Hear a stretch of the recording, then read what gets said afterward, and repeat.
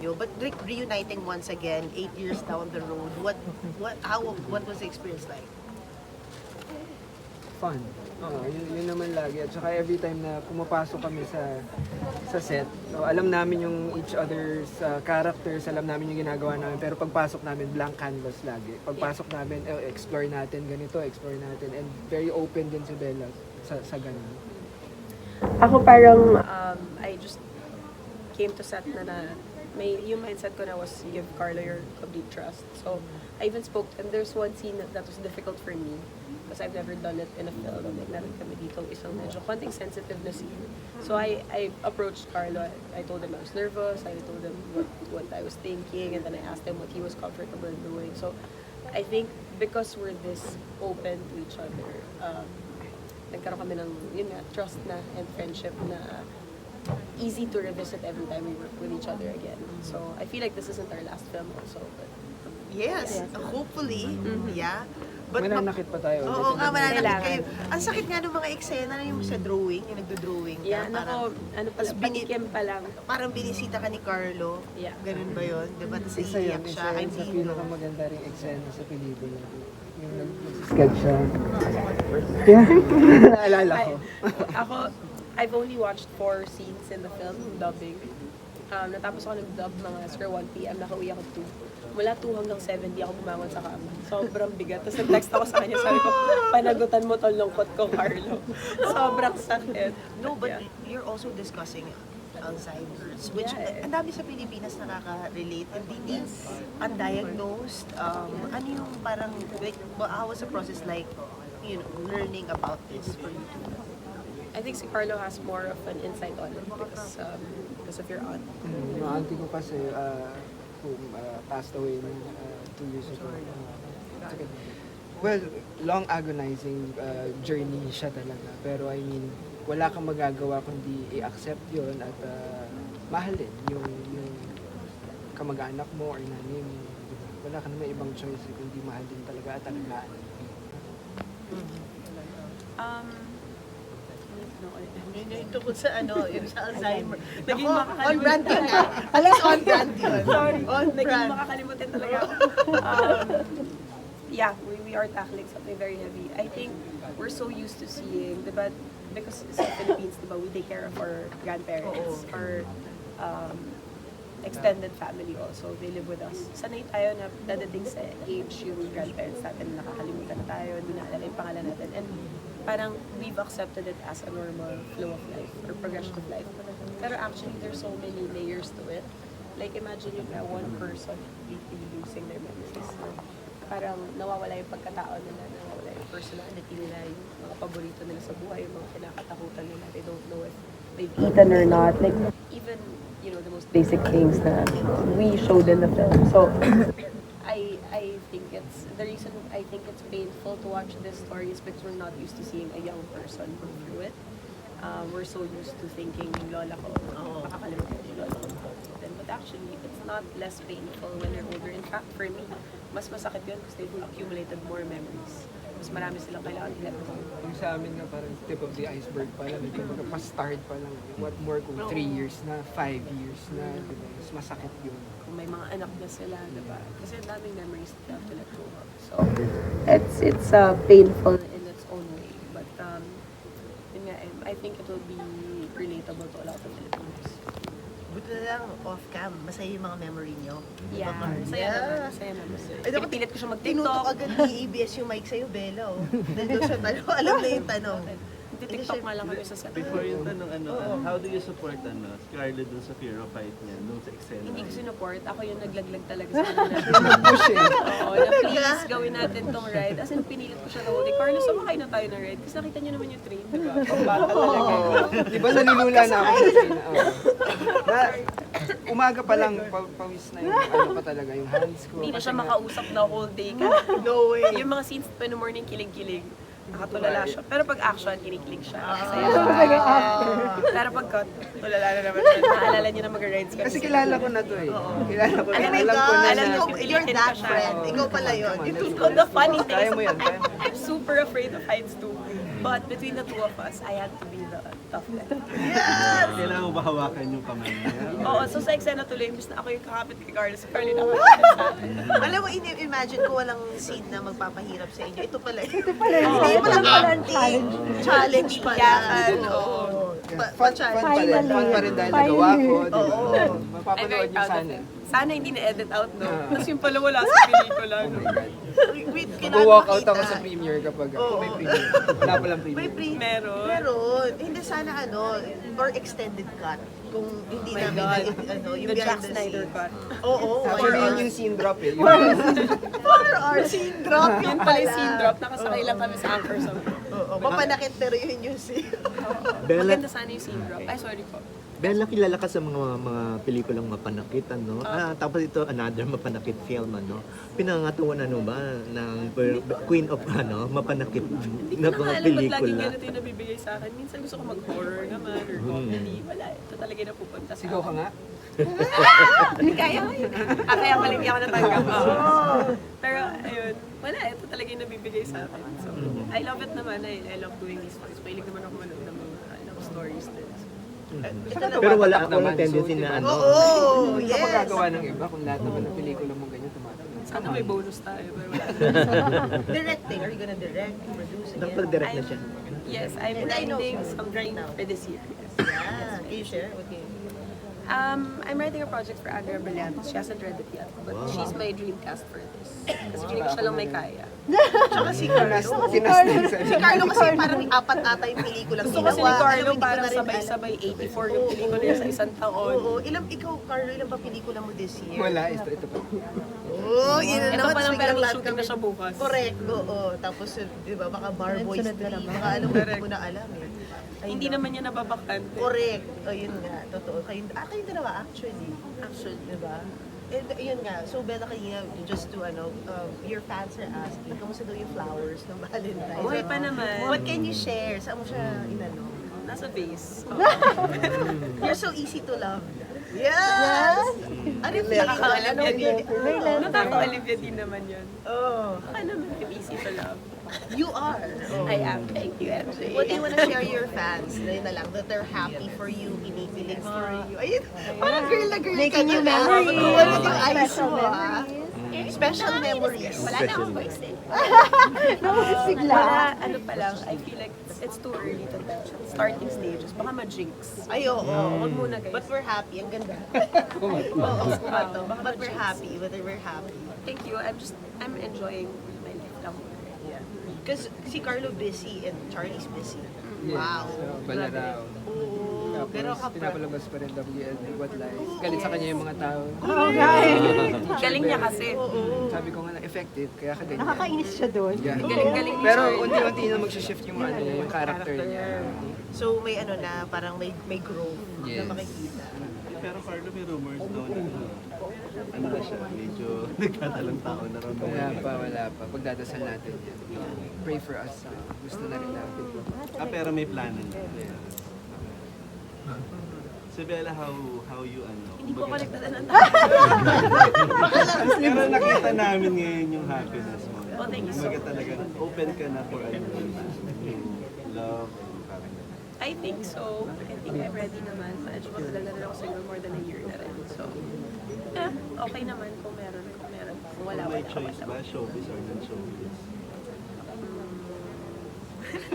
Pero Bella, ano yung kwento dun sa, ano, nisplok ni, ano, ni Darren Espanto dun sa Wala naman. guy? Talaga. Ang dami rin yung in fairness. Tatawagan ko si Darren. Ano po ba sinabi ni Darren? Hindi, may nakita kasi. Ang araw ni Loco.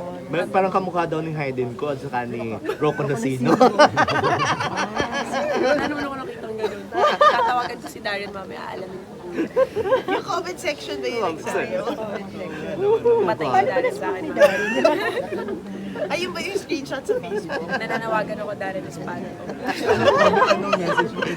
Darren, sana yung Ayusin mo. internet mo maputulan. Huwag ka magbayad this month. Tatawagan ko yung group. Yung pa si Darren. But yeah.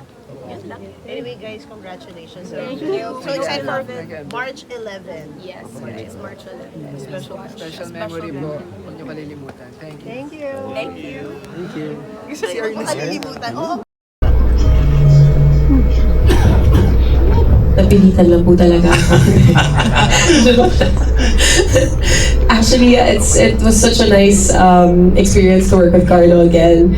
I was surprised na no first day ko, I was so nervous to work with Carlo. I think because I've been watching also his projects, in the last 8 years, and I could see that after Meet Me in St. Gallen, he kept accepting really good roles na minsan may mga ginagawa siyang pelikula na naiisip ko sana ako yung kasama niya dito, or like I wish I was given a chance to read the script or something like that, but I saw that he just kept getting better and better over time. So when I finally got to set, medyo kabado ako. So nung day 1, sinasabihan ko siya na, Carlo, wait lang parang I have to keep up or catch up sa or warm up siguro. Kasi, hindi, catch up talaga. Galing ni Carlo. Etong movie na to is from his POV. So, I won't be surprised kung maraming hahaputin to next year. Wow. Yeah. Who knows? Ako din Pera. Na-discover, ganun. Yes, Wala naman, parang siyang reunion with an old friend. Pagdating sa set, yun nga, catch up, ganun lang, kamusta siya sa buhay, personally, yun, nag-mature na, yung mga choices niya sa buhay, nag-iba na. Medyo, pareho tayo, immature. So, naging excited lang talaga ako na magkaroon ulit kami ng reunion movie and something, di ba, very, very special na ganitong pelikula. Okay, thank you. Congratulations. Thank you. That was Bobby Ricantino of Manila Bulletin. Up next, we have Lars Santiago from GMA. Yeah, Bella and Carlo, pinanood niyo ba yung original before you did the movie? Ako po hindi, dito hindi po. Parang yung It's Okay din, hindi ko rin po napanood. So ito, hindi ko nga alam na Japanese, series. Pure Soul na wala po akong idea. So ang nabasa ko lang talaga is yung naisulat ni Sir Ricky and yun na lang po yung in-interpret ko. I didn't watch the Japanese series, yung Pure Soul. I watched an adaptation of the Japanese series, which was a Korean film. I watched it a few years ago, and I watched it over and over again. So when I heard this project was parang gonna be done in the Philippines, I really threw my name in the hat. Like I really said, if there's a chance I could do this project, I would love to do it. And then when Sir Ricky finally got on board and direct Cherry, I was like, I cannot not do this. Like, I have to be a part of this project. So it's beautiful because it's very different from the version I saw. But just like memories, it will be nostalgic. Kay Direct Cherry and of course sa ating national artist, mas mahirap ba kasi adaptation? May mga binago ba kayo or may pressure ba na kailangan magawa ito ng at least at par or mas mahigit dun sa original?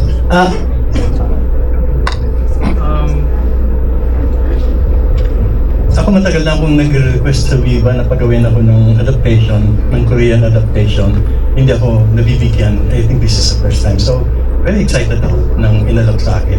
And then nang sinabing si Cherry and then sila Bella at sila Carlo, I got more excited. Mahirap na madali para sa amin.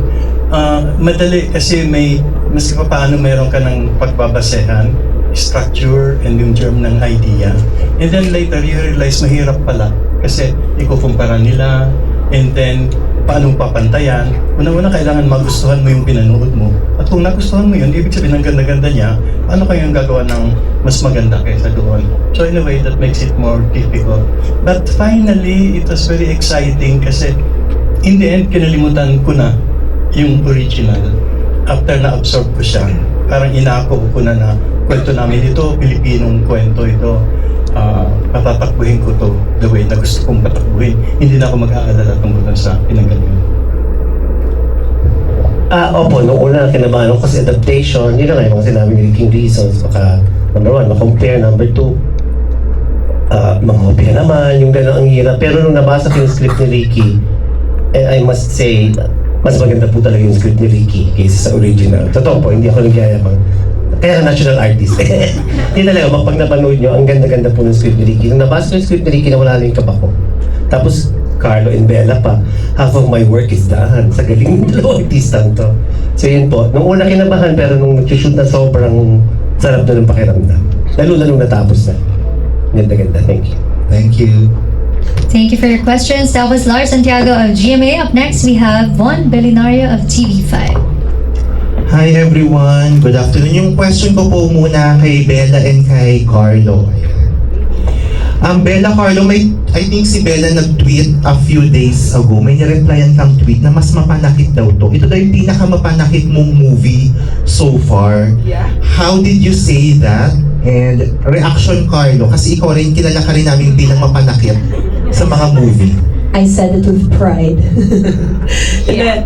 Ano to I kept parang discussing with Carlo nung nagsa-start pa lang yung shooting na parang itong movie na to, ito yung magiging classic film natin. No? Kasi feeling ko kaya kami pinagsama ulit dahil sa Meet Me at St. Gallen. And hanggang ngayon, laging nauulit at nauulit yung mga videos ng Meet Me at St. Gallen. Hanggang ngayon, natatag pa rin kami dalawa pag may Pilipino pumupunta ng St. Gallen sa Switzerland. So, it's become its own beautiful thing. Like, Meet Me at St. Gallen has its own little world.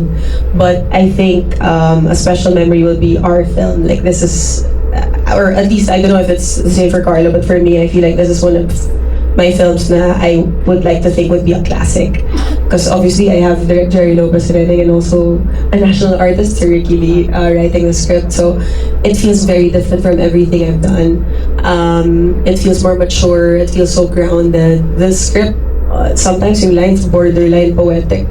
Ang gaganda ng dialogue na parang ang hirap minsan parang pumasok sa eksena kasi nabibigyan ko ba ng justice because the lines are so good. You wanna, give 800% if possible. But kaya talagang mapanakit siya because again, it's like nothing like I've ever done before.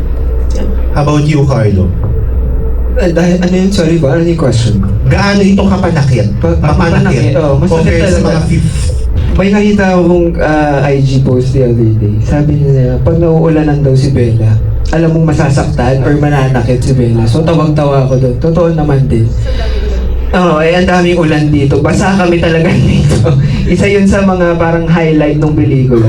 Well, gano'n naman talaga. Feeling ko kapag nagmamahal ka, may point na masasaktan ka talaga. So, yun lang naman. So, yung pelikula, si Sandra at si Dindo ay nagmamahal ng totoo. So, masasaktan at masasaktan sila dito. Congrats, guys. Thank you.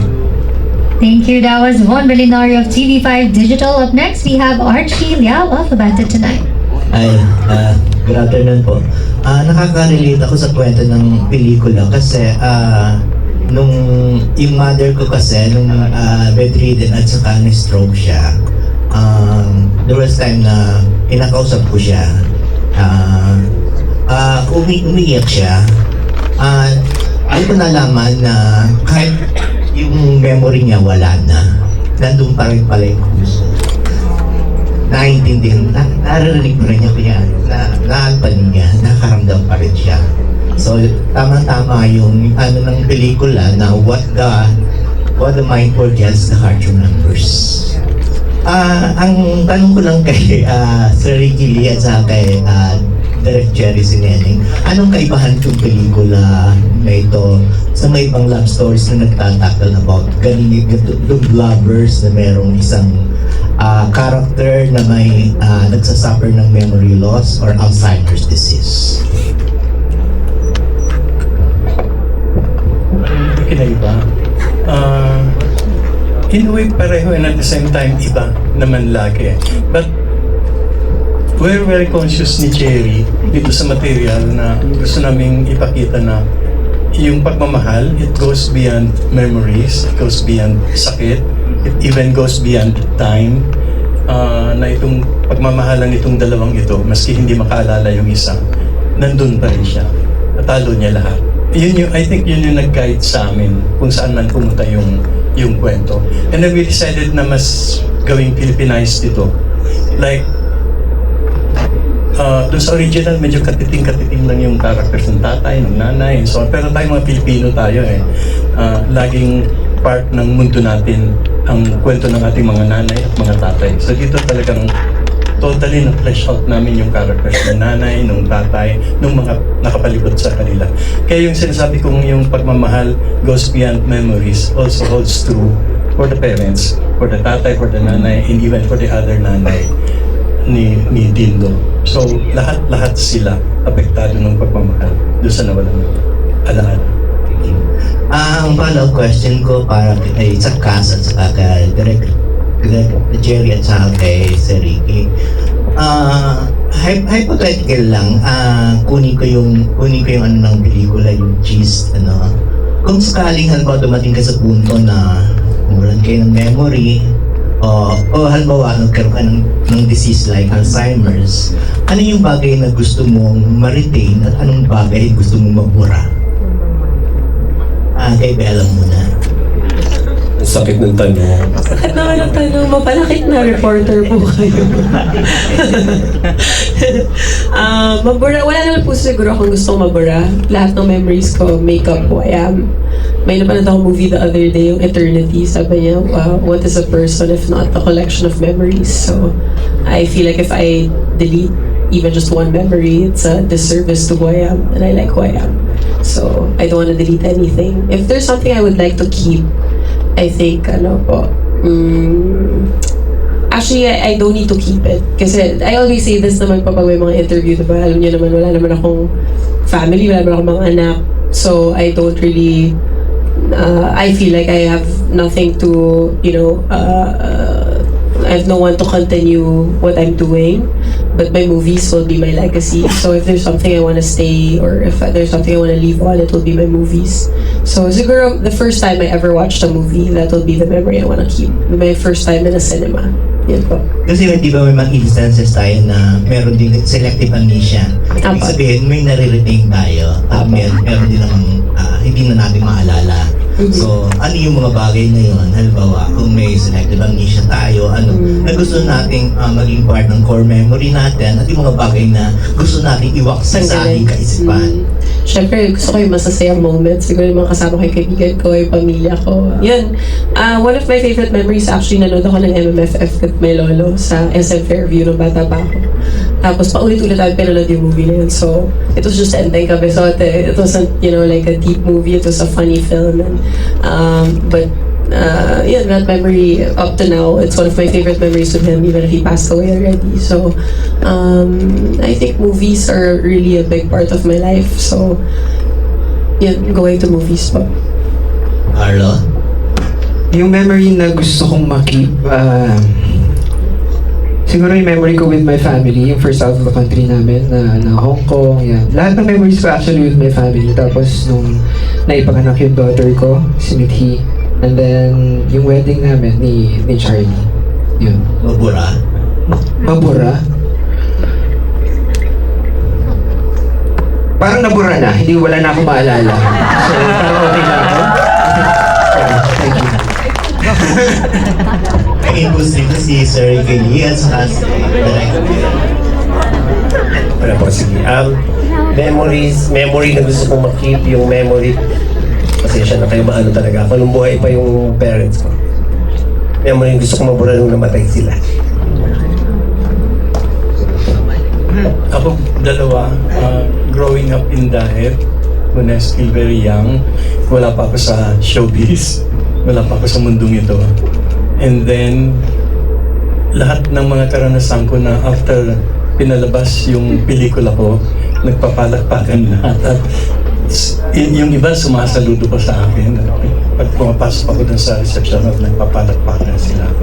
That happened nung unang panahon sa Himala, brutal and so on. I want to keep that kasi yun ang nagbabalidate sa akin bilang isang tao. Yung mga nasulat ko noon na pelikula. Thank you po and congratulations. Thank you. That was Archie Liao of Abandoned Tonight. Up next, we have Miss Kate Adahar of Random Republica. Hi, good afternoon. My first question for Carlo and Bella. Since heavy yung movie, maraming inyakan, any related or real-life experience na pinaghuhutan niyo? Or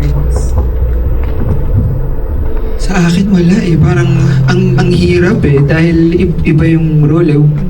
May kinukuhanan ako kasi yung auntie ko nagkaroon ng Alzheimer's. Pero ayoko kasing dalhin yun sa trabaho dahil masyadong mabigat para sa akin. So, pagka nasa trabaho, ako si Dindo, si Bella, si Sandra. So, doon lang ako umiikot palagi. Same din naman, I didn't use actual situations. Nag-focus na lang kami sa script and Direk Jerry guided us so well. We didn't need to use parang old experiences naman. Yeah.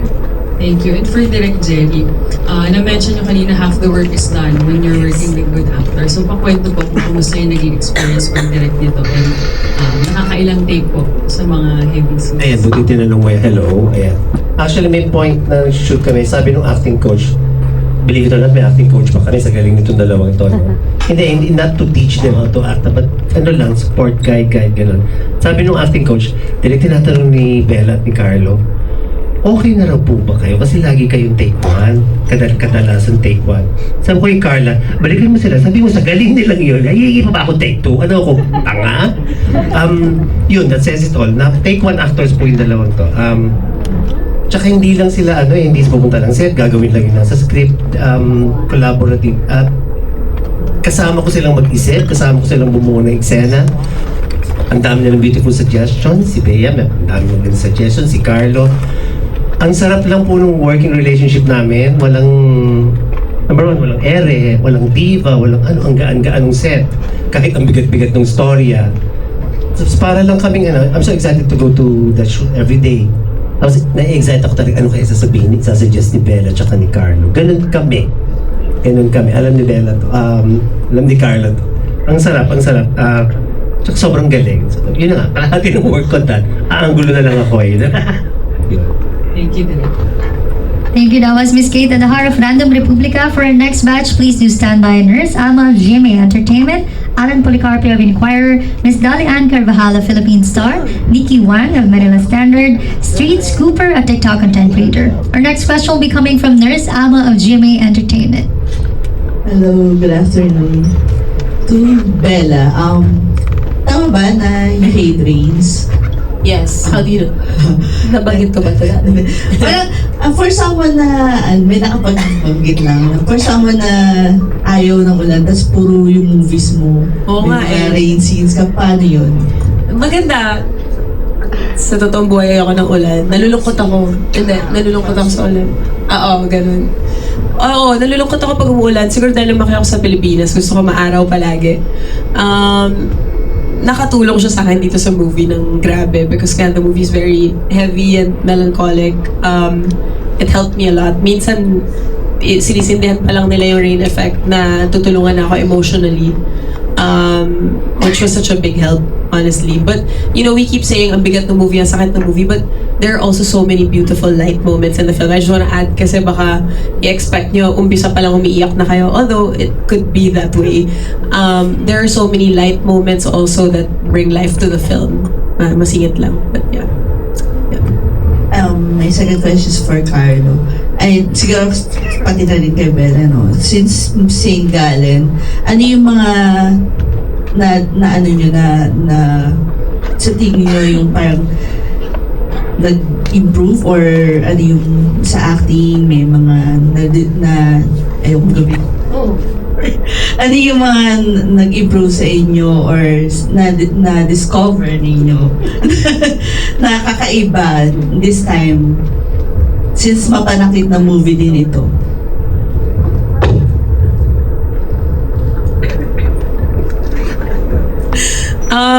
No Meet Me in St. Gallen, feeling ko ayaw ni Carlo yung ginagawa niya. Kasi he kept asking why he's there or does he deserve to be there or he kept questioning bakit siya napilit to play Jesse.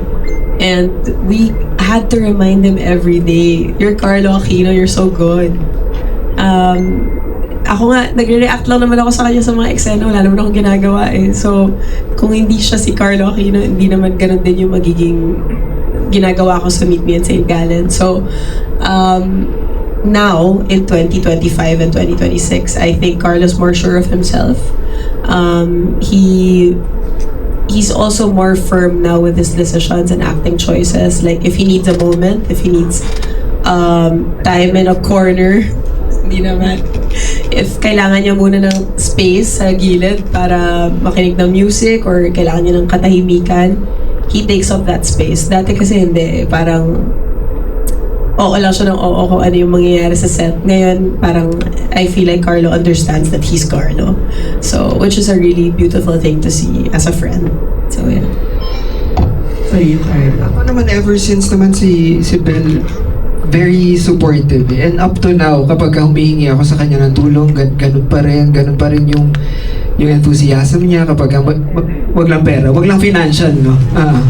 Pero sa acting talagang pagka hinawakan ko siya, magbibigay siya, kapag niyakap ko, nandiyan siya palagi. So ever since St. Gallen, ganun na siya. Siguro dahil yun sa love niya for the craft. Yan, feeling ko ganun. Pwede mag-bonus kay, kay Sir Ricky po. Since ito po yung first na adaptation na ginawa ninyo, how is it different dun sa mga nagawa niyo before? Is it harder to write this, or ano yung mga inspiration niyo para gawin yung script nito? Actually, what made it a little easier also for me was because nakilala ko na si Bea. Si Bella. Naging workshopper ko siya sa batch 15. And marami kami exercises doon where nagkakakilalanan talaga mula sa kaluluwa ng bawat isa. So when I was writing the script, at alam kong si Bella, somehow it made it easier na susundutin ko dito. Makakasakit dito. Kasi na-imagine ko na siya kung paano niya gagawin at paano siya mag-react. Na-imagine ko yung loob niya kung paano maapektuhan doon sa script. Si Carlo naman, kilala ko na siya nung una pa. I mean, we worked in Bagong Buwan, na bata-bata pa niya noon. Pero ang husay-husay na niya agad, yung boses niya, yung tayo niya. So, and I've worked with him nang matagal din sa many shows and so on sa ABS-CBN. So, kilala ko siya. So, knowing the two stars made it really, really easy. Aside from Jerry Sineneng na workshopper also, at kaibigan ko ng matagal na, at ang katrabaho ko na Loves Kita Babes, Huwag Kang Lilingon, and so on. So, comfortable na comfortable. Although masakit yung pagsusulat ng script, comfortable yung experience ko writing the script. Thank you. Thank you. That was Nurse Ama of GMA Entertainment. Up next, we have Alan Policarpio of Inquirer. Hello, good afternoon po. I have a question for Bella and Carlo. Parang kayo yung, no matter kung sino yung i-partner sa inyo, you always, when it's the two of you sharing the screen together. Ewan ko, na-enjoy ko lang kapag si Bel yung katrabaho ko. Kasi pag nasa scene, giving siya. Kapag wala sa eksena, ang kulit, ang saya lang din. So, parang sobrang komportable ko when I'm with her. Ganun lang. Wala kasi. Serious actor ako, tapos sabi mo, makulit ako. Chemistry, actually, parang dapat si Direk Jerry tanungin natin. Hindi ko kasi alam yung magic ng chemistry eh. Parang I feel like that's a good insight yun. You like who you're working with, or baka you super don't like who you're working with, so nagkakaroon kayo ng banggaan. But it's not something kasi I mindfully parang work on. So actually, hindi ko alam paano nag-work yung chemistry. Baka kay Direk Jerry ko na itatanong. Actually, yun yung isa sa pinaka-overused na word na napakahirap talaga i-define, chemistry. As a director, matagal na po ako kasi I've been directing for 7 years, Charos. I've been directing for decades. It just happens yung chemistry. It's magic. Basta bilang director, nakikita ko ay meron sila. Either sa mata, the way they react to each other, the way they support each other. Pero wala talagang definition ng 1 + 1 = chemistry, 2 + 2 = chemistry. Nasa sa artista rin po yun eh. Magic nga siya kung paano nila ibibigay, paano nila palalabasin. Good for me, napakaganda na ng chemistry nila sa Meet Me at St. Gallen. So, wala. Half of my work is done. Hindi, joke. Yun po. Yun, magic siya talaga. Ang hirap niya i-define. Thank you. And for Sir Ricky naman po, nabanggit niyo po kanina na dito po. Sa gitna po. Ayun, nabanggit niyo po kanina parang towards the end or midway nung pagsusulat niyo, parang hindi niyo na inintindi yung original, parang you let it grow and write it on your own terms. Pero sa inyo po, paano po yung process nun and paano niyo po rin po siya ginawang Pilipino or parang mas relatable sa audience natin? Una kasi pag nagsusulat ka, somewhere along the way, inaagaw na ng characters yung sinusulat mo. Gagawin na nila yung gusto nilang gawin. Lalo na kung na-imagine mo na yung characters mo dahil si Carlo na yun at si Bella. Kumikilos na sila na parang nagiging taga-type na lang. Nagiging taga-type na lang ako. Tumatakbo na sila at nag-iiyakan at nagsusumbatan at hinahayaan ko sila. So, yun yung ibig sabihin kanina na in a way naging mas madali yung pagsusulat. Hinahayaan ko sila. Kung sinulat ko sila ng sinulat at minanipula, baka maging hindi totoo. Baka maging hindi natural. Kaya, one reason din yun. Kaya sabi ko, kalimutan ko muna yung original. Kasi ayaw ko nung pressure na maging kapareho o pumantay o maging mas maganda o less maganda. So, sinundan ko lang yung puso ko, pinasunod ko lang dun sa characters ko. And I did that also with the nanay, the tatay. Hindi ko alam ang cast nung sa nanay at sa tatay. Pero alam kong ganito ang nanay. Alam kong ganito ang tatay. At alam ko yung nanay dito na balakura at lahat na walang redemption until the end. Alam kong sa loob niya, ganun pa rin siya magmahal. So yun ang sinundan ko na lang. Sorry, last na lang po for the cast and for our director and writer po. What about yung idea of memory loss, yung particularly painful sa tingin nyo? And do you think meron pa rin something ba to, parang may redemption pa rin ba dun or something good to be makukuha pa rin despite that? Anong redemption sa memory loss? I mean, sorry? What about yung idea ng memory loss is yung what makes it particularly painful sa tingin nyo? And sa tingin mo may mga ano ba siya? May redemption pa rin ba mahahanap? Isa siguro sa mga takeaway ko dito sa pelikula para sa akin na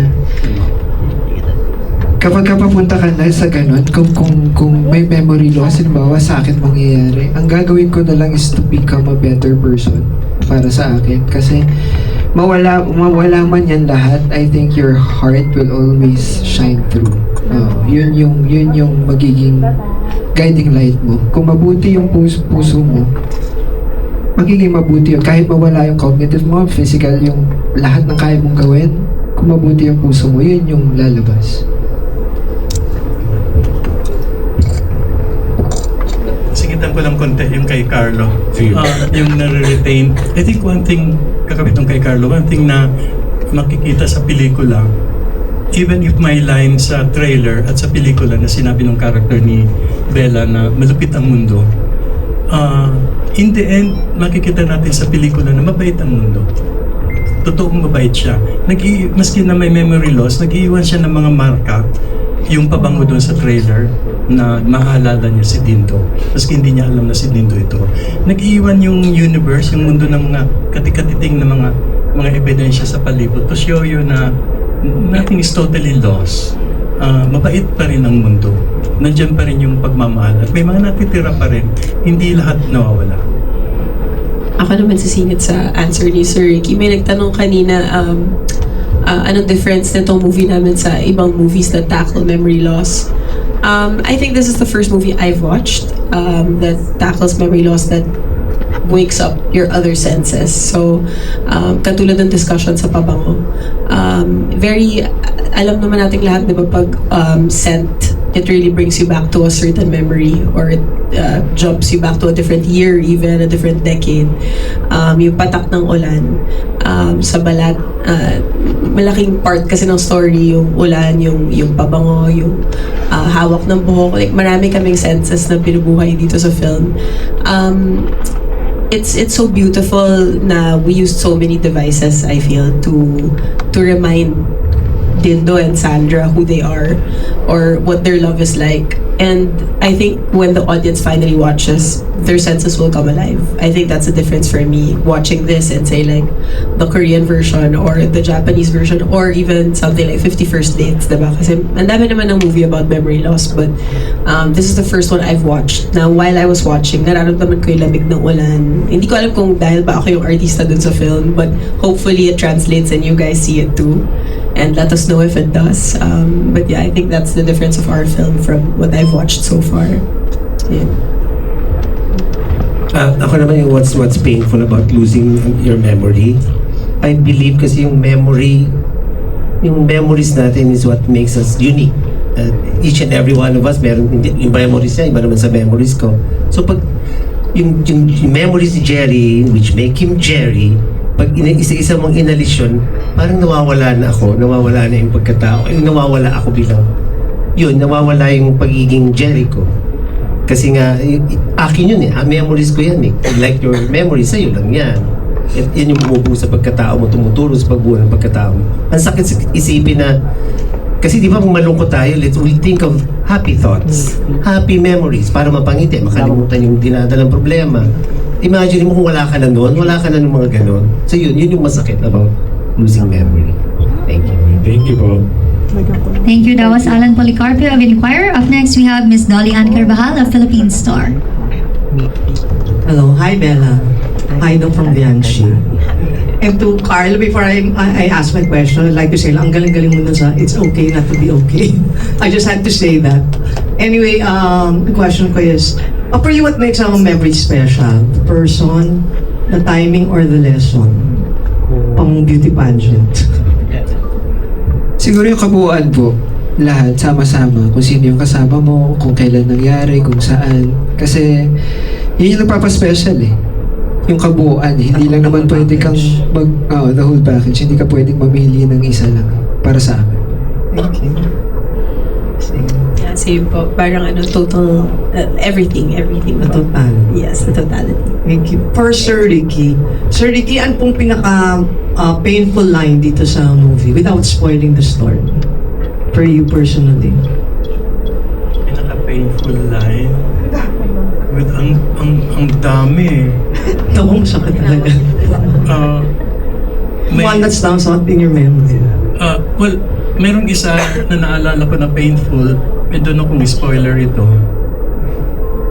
Nang tinawag niya si Dindo na Roy. So the line is Roy. It's one word, but it's very painful. May trauma ako dyan kay Roy na yan. Hindi ko ma-shoot kasi ang hirap po nung eksena sobrang bigat So nagsabi ako kay Direk na pwede po ba na sa ibang araw natin ito kuhanin kasi hindi ko kaya na dire-diretso po yung mabibigat na eksena. So early backup. Parang hard to believe na hindi mo kaya. Yes. Thank you. Yun, one word lang yun. Dindo yung pangalan ko. Yan po ang isa sa abangan natin sa pelikula. Alright, up next, we have Nikki Wang of Manila Standard. Hi, good afternoon. And of course, congratulations to your film. My first question is para kay Direk. Direk, twice mo lang sinabi na half of your work is already done. Yes. And you've already touched on their chemistry. But beyond that, I would like to know, what can you say about your actors, the way they understood their characters, and of course their openness sa iyong direction? Number one, isa-isayin po natin the way they understood the characters. Buong grasp nila yung characters nila. Kung meron man kaming konting discussion, napaka-minimal kasi kuha na nila the fact na sila pa ngayon nagsasuggest para mas mabuo at mas gumanda yung character. Sobra akong naramdaman, gets nila yung characters. Ano po yung next question? Nakalimutan. May Alzheimer's po ako Ano po yung next question? Sandra po ang pangalan ko. Direk Sandra, their openness to your direction, the way you... Sobra. Aminin ko po sa edad kong ito, 38 years old na po ako ngayon, Joe. Sa tagal ko sa industriya, nai-intimidate pa rin ako pag first day na i-direct ko yung magagaling. Si Carlo, nakatrabaho ko siya, batang-bata. Si Bella, nakatrabaho ko sa TV. Pero ngayon yung iba tong pelikula kinakabahan ako nung first day kasi will they trust me? Will they resist me? Will they react to my directions? Hindi. Totally walang mala. Pinadama nila agad sa akin yung tiwala nila sa akin, yung openness nila, yung sasuggest kong dalhin dito sa kaliwa, gagawin nila, dalhin nila sa kaliwa. You know what I mean? Sobrang wala nga kami yatang argument, never kami nag-disagree. Meron ba? Meron sa famous Yung fear of heights. Ay, ba naman po yun? Pero wala kaming disagreement, arguments, wala kaming... Number one, siguro dahil wala rin naman kaming dapat mag-disagreehan. Malino na malino kasi yung script ni Ricky, malino na malino yung takbo ng storya.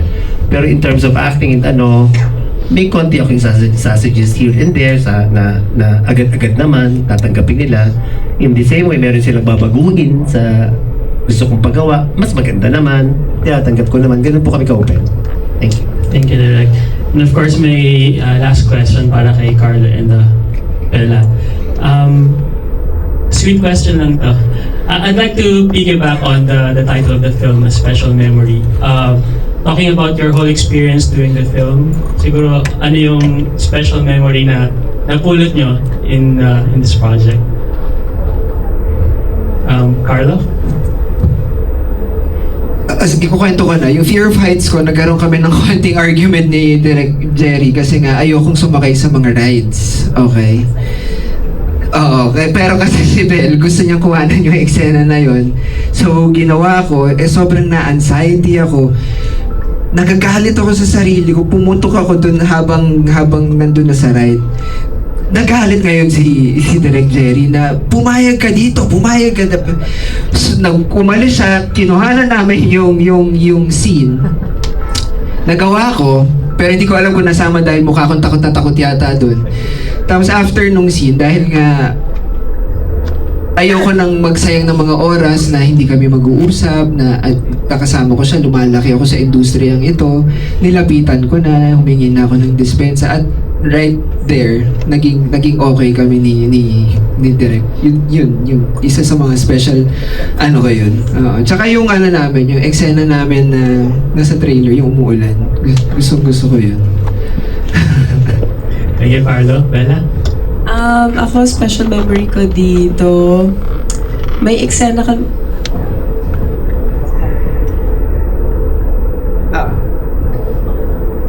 May eksena kami dito ni Carlo na heavy scene, magbabasag siya ng mga plato. So, dahil budget.com po kami dito at one camera lang nung araw na yun. Kailangan ko hintayin yung camera na lumipat pa sa akin at mag-focus. So, I had to wait for a cue for me to look. Tapos sabi ko, sobrang tagal na. Kanina pa nabasag yung plato, wala pa rin nagko-cue sa akin. Ano kayo nangyari? So, pagtingin ko si Carlo nasa sahig na. Parang muntik siya mag-pass out. Or nag-pass out. Na high blood si Carlo sa eksena. So, si Carlo kasi pag hindi kami nagtitake, pag lunch, ang gusto niya kainin lagi mga liempo, taba ng baboy. Siguro dahil sobrang payat niya, akala niya okay siya. Hindi siya kumakain ng gulay, gusto niya kape, maraming kape. So, yun, high blood po siya sa set. Nung nagbasag siya ng plato, talaga yung BP niya tumaas. Sabi ko, ay, pakak na pala kami. That's the most special memory for me. Kinabahan ako, sabi ko, ang tagal ko linigawan tong pelikulang to. Hindi pa ata matutuloy. And then, but no, he took it like a champ. Right after that, they checked his BP. They gave him something to smell. They gave him meds. He wanted to shoot right after, diba, direct? Ayaw na nila. Ayaw na naming lahat kasi nag-violet na yung labi niya. Gusto niya pa mag-shooting. Kinakausap ako ni Direk sa comms. Sabi niya, Bells, nak, sa ibang araw na natin itutuloy. Ay, opo, Direk, opo. So, kinalimutan ko na eksena, tumigil na ako umiyak. Biglang si Carlo, nakita ko sa Bisenias, no, Direk, one more. Nabumitaw na.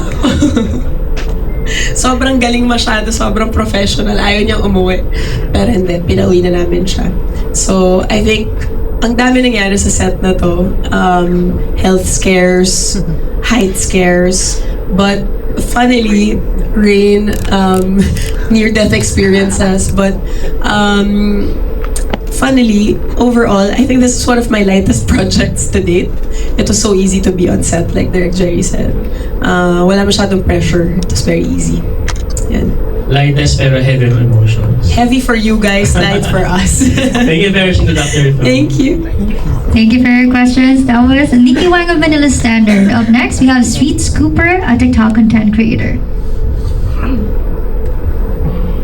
Hi, good afternoon po. And I'm RJ of Sweet Scooper Vlog. So first, congratulations po sa new movie na paniguradong aabangan.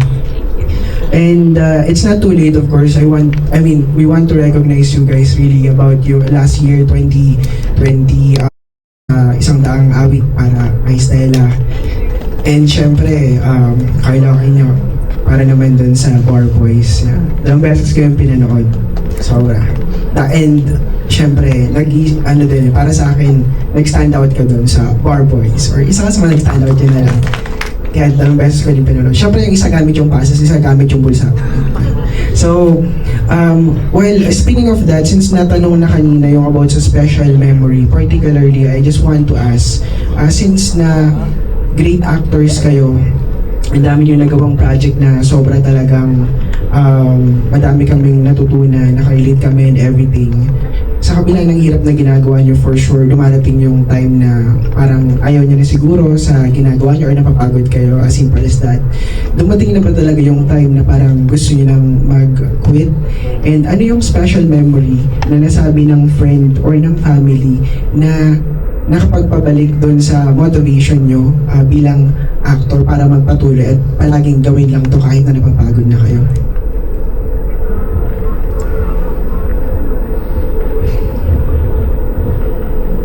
Na mag-quit? Sa ngayon wala.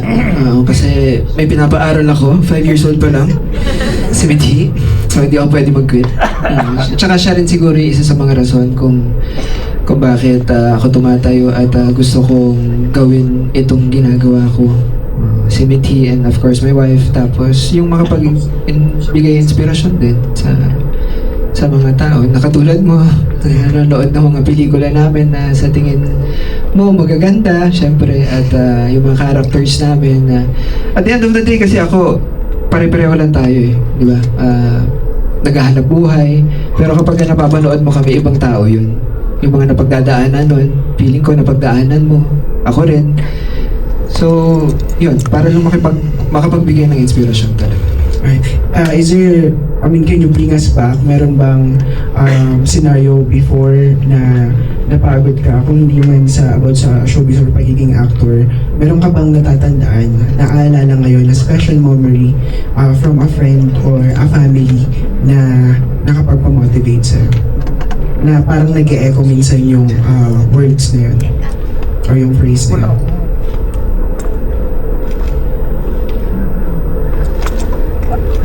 Isa lang talaga, nung lumabas si Mithi, nung nakita ko si Mithi, yun yung jump start na talagang dapat pagbusayan ko, pagbutihan ko.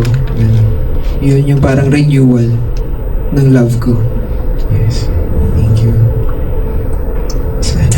Nagsisisi ako na wala ako nung araw na lumabas si Mithi kasi parang ang dami ko sana makukuha.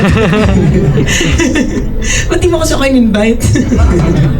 Pwede naman up to 4 people. Hindi, nandito pa ako nun.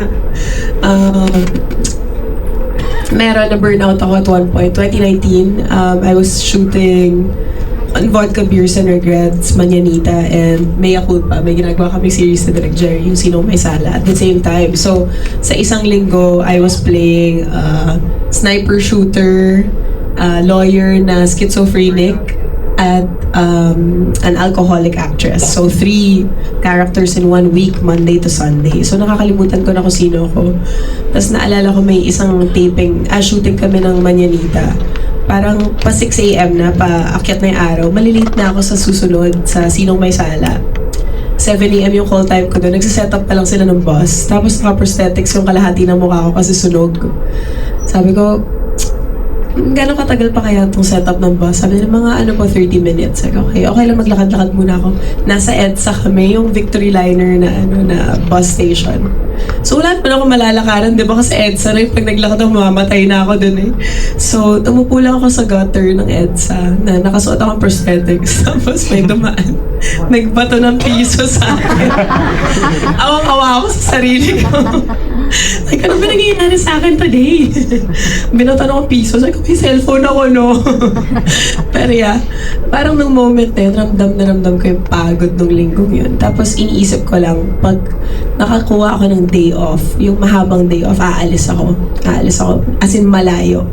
So, mag-Holy Week, pumunta ako ng London, kahit maiksi lang naman yung Holy Week eh. Nag-London ako kahit didn't make sense. Sorry, excuse me. And then when I went to London, I said, okay, I'm gonna move here. So I think that's the reason why I moved to London on pandemic. It was a result of my burnout.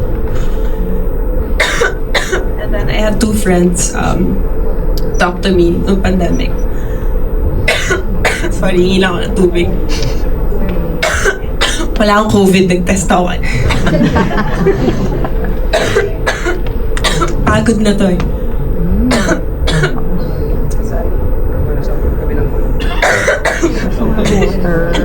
Wala sa gateway 1 ng tubig. Layo ng water. Malapit lang yung may annex. Sinihan. As a taong ubuhin, no? Talagang ang daldal ko pa rin. And then, I remember lang, during the pandemic, 2 people spoke to me, Yolo and Kim Chu. They told me, tama na yan, umuwi ka na dito. And it woke me up na parang, oo nga, tama na, parang I'm hiding from my reality and you know what I'm supposed to do. So ako kasi hindi ako affectionate na tao. Mas nag-work sa akin yung tough love. So nung tinough love na ako ni Biola at ni Kim, yun, parang nagising na ako na, oo nga, ano ba ginagawa ko dito? Aral ako ng aral, yung inaaral ko, trabaho ko na siya sa Pilipinas. Ginagawa ko na siya dati pa. So uwi na ako. Yun po. Thank you po. Thank you. Thank you. That was Street Scooper, a TikTok content creator. For our next batch, please do stand by Miss Aster Amoy of TikTok, People's Journal, Filipino Star ngayon, Aaron Sangano of Stars Photo, and Erwin Ogawa of Anong Ganap.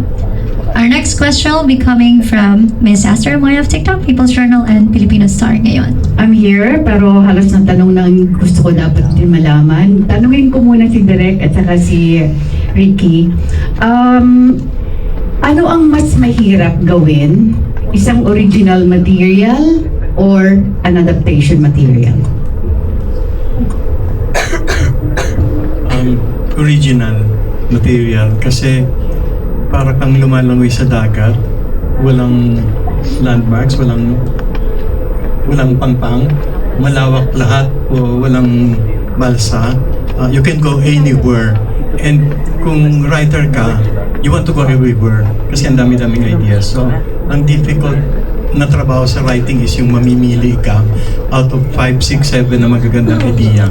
Pero sa adaptation, more or less guided yung pamimili mo eh. Either magdi-deviate ako rito o gagayahin ko to pero papagandahin ko, meron ka ng reference point. So, mas mahirap pag original. Tama naman po si Rick sa sinabi niya. Pero may kaakibat ding hirap yung paggawa ng adaptation. Kasi may kahon na siya. So, ayaw mo naman sabihin na kopya-kopya. Pag iniba mo, ay iniba niya. Hindi na tama. Iba na yung original. So, pareho po siyang mahirap para sa akin. Yung original kasi, bilang director, mas may kalayaan ako na gawin. Yun.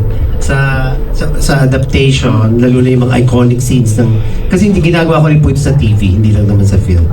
So may mga iconic scenes na eto direct kailangan natin gawin. Hindi ako agree kasi hindi ito Pinoy. Pero kailangan gawin. Yung may mga ganun. So para sa akin naman, pareho siyang mahirap. Yun nga lang, sa original kasi mas may freedom ng content para sa akin. Kasi nakakahon na yung adaptation. Thank you. Thank you, Direk. Carlo, bago kita tanungin, may kumusta sa'yo si Crosspoint director mo, writer-director na si Donnie Orjales. Regards daw. Kasama kami before New Year. Hala-hala. Tapos na yata. Salamat po. Ang hala-hala. Thank you very much. I ay ikaw. You will all... Ayun ako patanungin eh. Alam mo, nakakatuwa kayo, Bel, at saka Bella, at saka si Carlo. Kasi, kahit sabihin natin mas matanda si Carlo sa'yo, he's 40, pero tingnan mo naman siya, ha? Tingnan mo naman siya, pero mukhang 20. Hindi ba? O, Carlo, anong sikreto? Wala pong secret. Happy lang. Siguro, mas pinipili kong makita yung mga mabuti sa buhay kaysa sa masasama. Mas pinipili kong kalimutan yung mga masasamang nangyayari sa buhay. Pinagdadaanan ko lang pero hindi ko pwede matambayan. Tapos mas na-appreciate ko yung mga beautiful things in life. Na pagkagising pa lang, ay salamat. Lord, nagising po ako today. Doon pa lang magsisimula ka na magpasalamat. Kahit marami kami napansin sa'yo, mas nag-loosen up ka na ngayon. Unlike before, may medyo aloof ka, lalo na sa media, sa press. Atensyonado pa rin po. Pawis yung kilikili ko ngayon, hindi lang po halata. Pero hindi, mas ano ka na ngayon, mas open. But anyway, si Bella, during the time na, of course, sinabi mo na nga na burnout ka, kaya nag-move ka, relocate ka sa London. So, ano ang mga na-miss mo habang nasa London ka? Kasi parang ang dami, actually ang dami. Pero para sa'yo, ano ang mga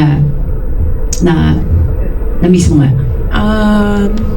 Yung mga ganito po, mga ganitong moments. Yung, I think I started changing when I was in London po. Parang nag-adapt po ako na ito yung normal life, you know, wala akong kasama sa bahay, I was doing everything by myself. Nagulat ako na miss ko yung Filipino food kasi nung nakatira ako dito, hindi naman ako makain ng Filipino food every day unless parang may event, tas ang catering, Barrio Fiesta, or like Kamayan. Dati hindi naman ako kumakain ng Filipino food nung nandito ako, pero nung nandun ako, araw-araw ako nagluluto ng Filipino food. Parang, you realize pala how much, yun nga, food or scents or situations really tie you to home. So I kept recreating them in London. And then I started questioning myself, why am I recreating it when I can just go back home? But then I'm kind of stubborn, Tita Aster, kasi siguro dahil Taurus ako, parang hindi pumunta ako dito, mag-aaral ako, so kailangan tapusin ko yung inaaral ko, or pumunta ako dito kasi may gusto ko i-try, gusto kong makilala tong part na to ng buhay ko, then I should finish that. So I was being very stubborn about it. I didn't want to go home, na parang wala akong natutunan. But then I realized even just the quiet moments taught me so much. Yun po, parang it's very different, Tita Aster. And we're glad you're back. Dahil kailangan ka ng industriya. Thank you po. Bago ko ipasa ang microphone, parang may gusto lang kaming malaman, sinong nagpadala sa iyo ng beautiful flowers nung nakaraang Valentine's Day? Naku po. Si Carlo na lang, charot. Isi-secret ko po muna, Tita. Ibubulong ko na lang sa'yo later, Tita Aster. Hindi, wala pa naman, Tita. Wala pa. I'm not seeing anyone right now. Kasi you posted it eh. So, inisip namin na he must be somebody special. Natuwa lang naman ako na maganda po yung flowers, pero wala pa naman. Wala pa ako sinasagot. Sige. But anyway, good luck to all of you. Good luck on the movie. Thank you. Thank you. That was Miss Esther Moyo. Up next, we have Alan Sancono, Stars Photo. Hello po. Good afternoon everyone. Congratulations dito sa movie. Yung first question ko kay Direk Jerry, tanong ko parang hindi na kuha yung reaction mo tungkol dun sa nangyari confrontation niya ni Carla about dun sa Heights. Ano lang po yung naging reaction niyo nun and how you take it parang as a director pag may ganong situation na ayaw ng actor? Ano ba nangyari no? Siyempre nanginginig rin ako after nangyari yun. It wasn't bad. Ako na po, ako talaga nito. Doon siya. Oo. Yes, Siguro kasi- pagod lang kasi gabi na po yun eh. Medyo papack up na tayo ng medyo. Tsaka I think ayaw mo din kasi malagi sa alanganin si Carlo. Oo. So, sinabi na kasi ni Carlo umaga pa lang hindi siya sasakay sa rides. Pero sa Fun Ranch kasi yung taping namin, ang tanda-tanda na naming dalawa. Kung yung train na maliit na pambata lang yung sasakyan namin, hindi siya believable. So sabi ko, Carlo, kailangan natin sumakay kahit isang ride lang. kaya ko. Gusto niya, dun na kami sa train yung pang 4 years old. So sabi ko, Carlo, this is not gonna work. Kailangan natin ng ibang ride. So sabi ko, kahit dun tayo sa Anchors Away, pero sa gitna lang tayo umupo. Sa gitna kami umupo. Wala kang mararamdaman talaga dun, guys, promise. Pero parang nagalit si Carlo at one point. Parang may sinigaw ka.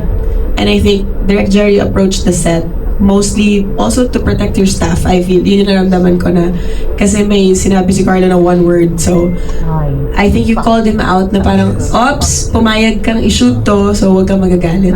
It was more like that. Hindi siya away. Hindi po sigawan, hindi po ano. Ganun lang. One-liner lang. Hindi siya teleserye. Hindi siya gap-ender ng series. So, Opo, hindi siya gamit. pero nag-violet yung labi ni Carlo ulit nung araw na yun. Ayaw na tuloy siya. Fear of heights. Tinatanong ko ng Carlo, hindi namin alam na takot ka pala sa heights, no? When was that? Bata ka pa ba? Takot ka na Oo sa heights? kaya ko naman pero as much as possible wag na lang kung ano. Parang masyado kong mahal yung buhay ko. Parang hindi ko pagkakatiwala sa mga tornilyo o sa mga, di ba? Meron kang karanasan ba before nung bata ka na Wala naman. Basta sa mga rides, hindi yung sasakay lang ako at wala akong control. Parang, oo. Hindi, wag na. Okay lang ako. About the movie, no, maraming sa trailer pa lang parang talagang mapanakit na. Tapos may pressure ba on your part dun sa success ng Meet Me in St. Gallen? Tapos dito napapanoorin kayo with different character. Tapos paano kayo nakarelate dun sa character nyo rito? Well, nakarelate kasi lahat naman tayo nagmamahal. So, yun yung point ng pelikula. At ayaw mong mawala yung memories nung pinagsamahan ninyong, di ba, yung dalawa. Ano yung question mo? Yun nga, paano ka nakarelate dito sa character? Yun lang naman. Yung pressure sa Meet Me in St. Gallen to do well, ito rin. Lahat naman ng projects ko na ginawa, laging may pressure, laging na sana tangkilikin. Kasi ganun ko kamahal yung proyektong ginagawa ko. Kaya nandito ako nagpo-promote na sana matulungan niyo kami. Yan. Si Bella naman. Nakaka-relate ako kay Sandra. Hindi dahil nagmamahal ako ngayon, pero dahil makakalimutin ako. Sobra akong makakalimutin. Hindi ko alam kung lumala siya dahil sa movie na to. Meron akong ganun eh. Pag may ginagawa akong project, dumidikit yung kaluluwa ko dun sa character. So feeling ko dahil sa special memory, naging sobrang forgetful ko. Nadadala ko siya. So sana mag-umpisa na ako ng bagong project para mag-iba na naman yung pagkatao ko. But yung pressure for us to beat yung Meet Me in St. Gallen, I think, like I said kanina, they're very different projects naman. It was the first time they saw Carlo and I together in Meet Me at St. Gallen. No one knew if it was gonna work or not. We're happy that it did. I feel like it launched not just us and Derek Irene, but also a genre of like Filipino films then. Yung ganun yung two characters na mumblecore conversation movie. It was one of the first no, mga 2010s.